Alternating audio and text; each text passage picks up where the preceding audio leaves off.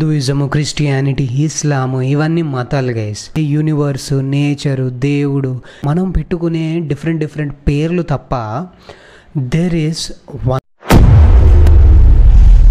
Universe కూడా బయట ఎక్కడో లేడు, ఇంటర్నల్గా కూడా ఉంది. మన ప్రపంచమే మన యూనివర్స్ గైస్.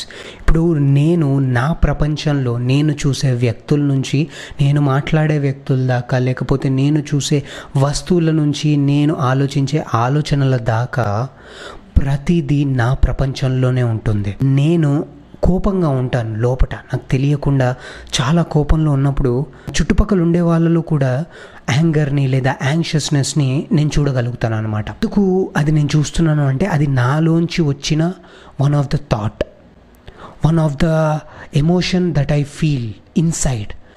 నా లోపల నేను ఏదైతే ఫీల్ అవుతున్నానో అది బయట వేరొకరు ఫీల్ అవుతున్నారు, అంటే నా రిఫ్లెక్షన్ అనమాట.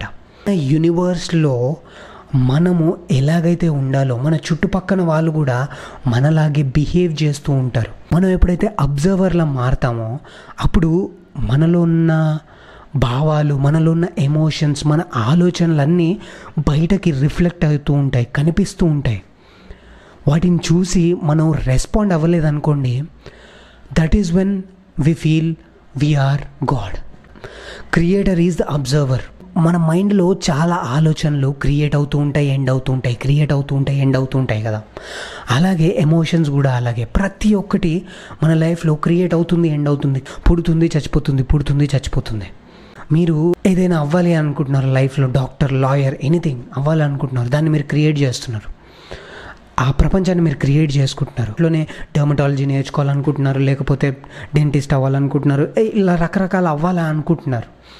అలాగే లైఫ్ని కంప్లీట్గా ఒక రియాలిటీని చేంజ్ చేద్దామని మనం ఎప్పుడైతే అనుకుంటామో దాన్ని క్రియేట్ చేసిన వాళ్ళం అవుతాం. దాని నుంచి బయటికి రావాలి అనుకుంటామో దాన్ని ఎండ్ చేసిన వాళ్ళం అవుతాం. ఇలా అంటే లైఫ్ అనేది ఇలా నడుస్తూ ఉంటుందన్నమాట. మనలో హ్యాపీనెస్ అనేది క్రియేట్ చేసాం అనుకోండి, మన చుట్టుపక్కల ఉండే ప్రపంచం అంతా మనకి హ్యాపీగా కనిపిస్తుంది, హ్యాపీ పీపుల్తో మనం స్పెండ్ చేయగలుగుతాము. హ్యాపీనెస్ని మన సరౌండింగ్స్ మొత్తం హ్యాపీనెస్తో నిండి ఉంటుంది, హ్యాపీ పీపుల్తో నిండి ఉంటుంది. అదే మనం సాడ్గా ఉన్నాం, లేకపోతే నెగిటివ్గా ఉన్నాం అనుకోండి, అప్పుడు మన చుట్టుపక్కల ఉండే వాళ్ళు కూడా అలాగే మనకు కనిపిస్తూ ఉంటారనమాట. అంటే we are creating that emotion, we are creating that personality. అంటే మనం చాలా పర్సనాలిటీస్ని క్రియేట్ చేస్తూ ఉంటాం. ఆ పర్సనాలిటీస్ క్రియేట్ అవుతాయి, మళ్ళీ ఎప్పుడైతే మనం ఆ సైకిల్ నుంచి బయటకు వస్తామో అప్పుడు మళ్ళీ వాళ్ళు మన లైఫ్ నుంచి వెళ్ళిపోతారు. సో ఇలాగే నడుస్తుంది యూనివర్స్ కూడా ఇదే.